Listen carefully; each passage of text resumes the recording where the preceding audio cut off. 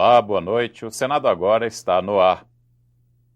O presidente da CPI mista da Petrobras vai pedir de novo ao Supremo Tribunal Federal o acesso à delação premiada de Paulo Roberto Costa. A partir de hoje, o ex-diretor da estatal está em prisão domiciliar no Rio de Janeiro.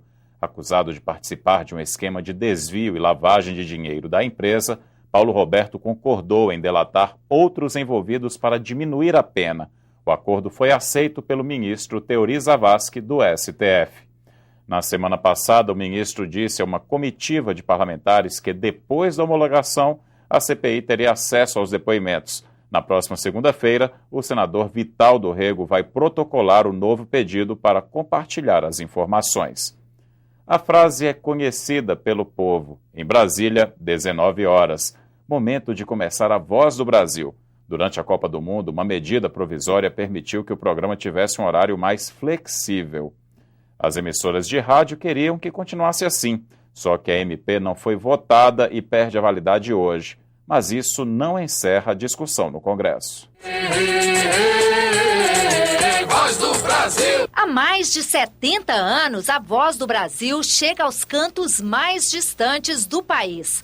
O programa de veiculação obrigatória é transmitido por mais de 7.000 emissoras. São as notícias dos poderes executivo, legislativo e judiciário que chegam no mesmo horário em todo o Brasil, de 7 às 8 da noite.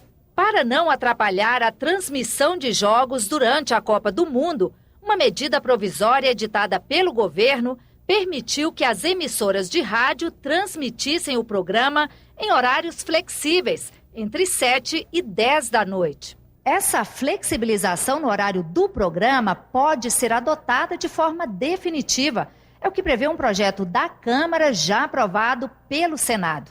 De acordo com a proposta, que vai ser analisada de novo pelos deputados, a única exceção seriam as rádios educativas, que continuariam obrigadas a transmitir a Voz do Brasil das 19 às 20 horas. As emissoras de rádio comerciais defendem a mudança.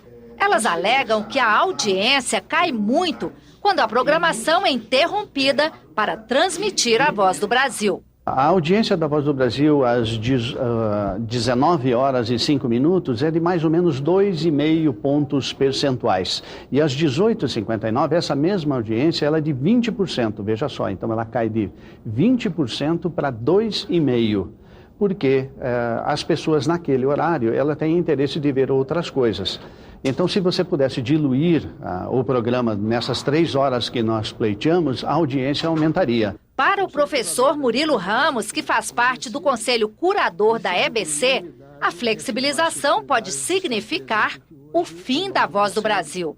Isso vai gerar um caos, porque vai acontecer isso. Uma rádio bota no horário, tenta o outro. Você não tem o que fazer fiscalização. Sem o Estado presente, assegurando que aquilo é importante, você pode, eu acho que vai acontecer claramente no tempo o fim da Voz do Brasil. É preciso que as pessoas possam ter opção de buscar a frequência de acordo com o seu desejo. Então, me parece absolutamente democrático abrir um canal e dar opção às pessoas para que elas possam escolher. A discussão sobre o horário da Voz do Brasil é antiga.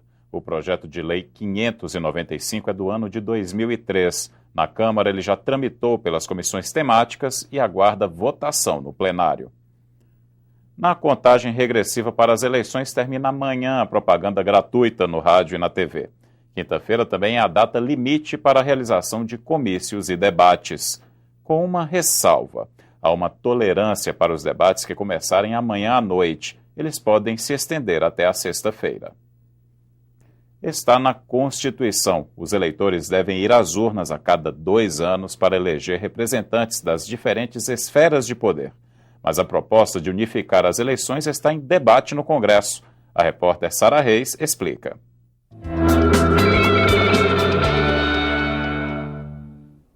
Em uma eleição, escolhemos o presidente da República, governadores, senadores, deputados federais, estaduais e, no caso do Distrito Federal, deputados distritais.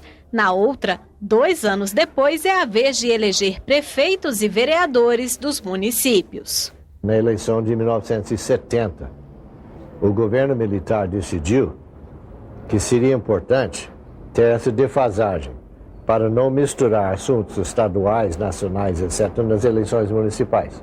Unificar as eleições federais, estaduais e municipais é um dos pontos da reforma política. São várias as propostas de emenda à Constituição em debate no Congresso Nacional. Uma delas, que está pronta para ser votada na Comissão de Constituição e Justiça do Senado, estabelece a unificação a partir de 2022. Para coincidir os mandatos, seria feita uma exceção. Vereadores e prefeitos eleitos em 2016 ficariam no cargo por 6 anos, em vez dos 4 anos regulares. Eu acho que é melhor manter a defasagem, porque é muito importante você não misturar assuntos estaduais e federais nas campanhas municipais. Quem é contrário a essa proposta tem dificuldade principalmente de fazer confusão na cabeça do eleitor, principalmente pelo número de candidatos, que aí, na verdade, ele estaria votando em 7 nomes. E aí, nesse caso, será que ele ia conseguir decorar o número, no caso? Eu acho que não teria problema nenhum, porque hoje, nessas eleições que a gente tem em nível federal e estadual, ele já vota, no caso, em 5 candidatos. Para o autor da proposta, senador Romero Jucá, realizar eleições para todos os cargos ao mesmo tempo pode gerar economia aos cofres públicos. Segundo o Tribunal Superior Eleitoral, a logística envolvida em uma eleição geral é semelhante à do pleito municipal. Em 2012, foram gastos 395 milhões de reais. O nosso site tem uma seção especial sobre as eleições deste ano. Lá na página senado.leg.br/notícias, você pode conferir as reportagens preparadas pelo jornalismo da TV, da rádio e da agência Senado, entrevistas, gráficos e orientações ao eleitor. Depois das urnas, o Senado deve retomar as votações de projetos. Hoje, o secretário-geral da mesa, que acompanha e assessora o trabalho legislativo, enumerou matérias que podem entrar na pauta: a aposentadoria especial para servidores públicos com deficiência e a guarda compartilhada dos filhos em caso de separação dos pais. E até o fim do ano, os senadores devem acelerar a análise da lei de licitações e de 2 códigos.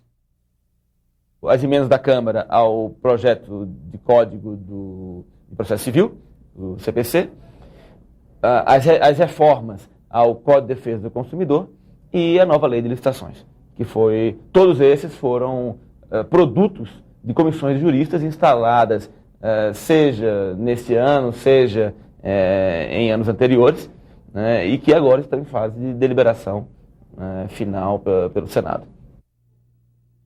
A pauta e a data para a retomada das votações serão decididas entre os líderes partidários e o presidente do Senado. A reunião ainda não foi marcada.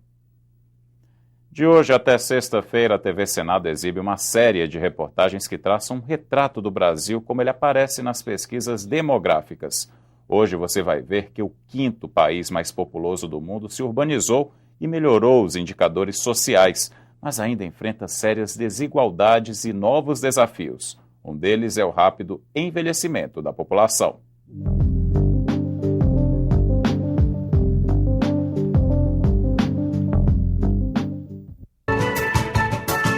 Já somos 200 milhões. Mais do que isso, passamos de 202 milhões de brasileiros espalhados por todo o território nacional. A população cresceu muito e as coisas não evoluíram quanto à população. Está faltando hospitais, está faltando escola, um bom ensino. Por exemplo, está faltando muita coisa ainda para o país ficar bem desenvolvido. Em geral, a gente tem melhorado os indicadores sociais para toda a população. Quase 90% da população brasileira é considerada urbana. Nós somos um país ainda muito desigual. O Nordeste é um estado um pouco atrasado. Você pega o sul do Brasil, já é mais civilizado.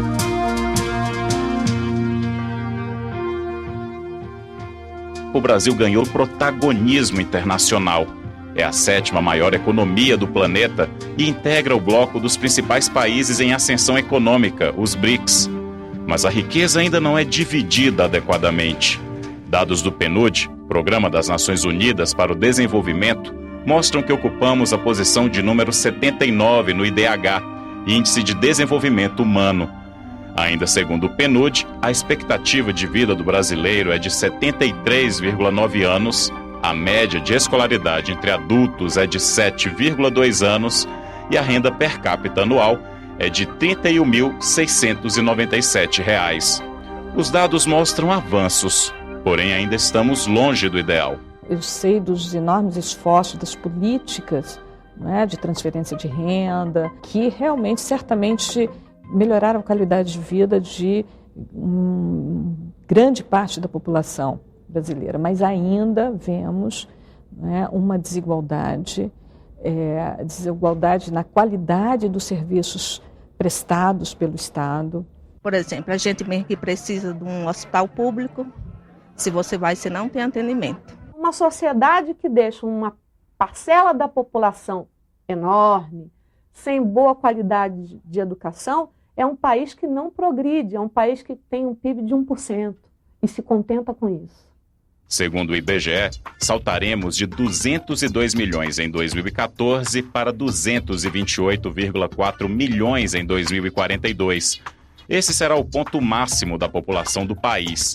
A partir daí, o número de brasileiros começará a diminuir, um fenômeno explicado pela queda de natalidade.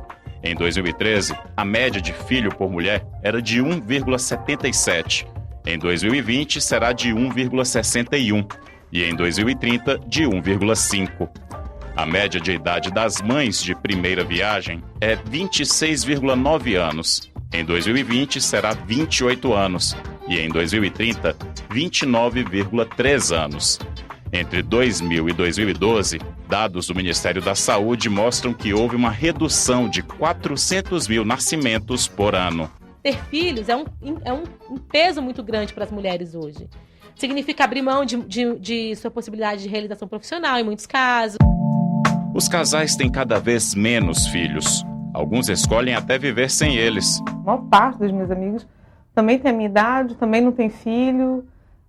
Algumas delas também não pretendem ter filhos. A queda de natalidade traz outra consequência, o envelhecimento da nossa população. O IBGE estima que em 2060 os idosos serão 26,7% da pirâmide demográfica, enquanto o percentual de brasileiros com a idade entre 0 e 14 anos será de 13%.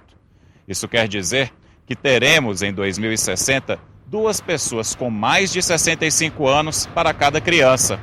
Em poucos anos, o Brasil terá que aprender a andar de forma segura em passos mais lentos. Com as altas taxas de natalidade nas décadas de 50, 60 e 70, a população era bastante jovem. A base da pirâmide era alargada e começou a subir. Hoje, a proporção de brasileiros é maior na faixa de 20 a 50 anos. No futuro, a pirâmide terá um formato mais quadrado, com mais brasileiros em idade avançada. Nós estamos vivenciando o que chamamos do bônus demográfico, ou seja, uma proporção bastante expressiva da população em idades ativas, né, que são as idades do trabalho. E, proximamente, nós vamos começar a diminuir a nossa população.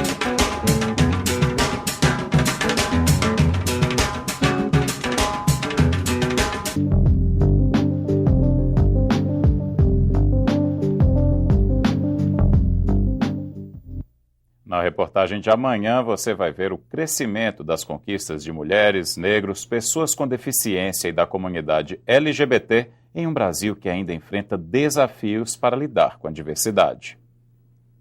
A partir de hoje, durante todo o mês de outubro, o Congresso Nacional vai ficar iluminado com a cor rosa, em apoio à campanha mundial contra o câncer de mama. Você terá outras notícias a qualquer momento em nossa programação. Boa noite.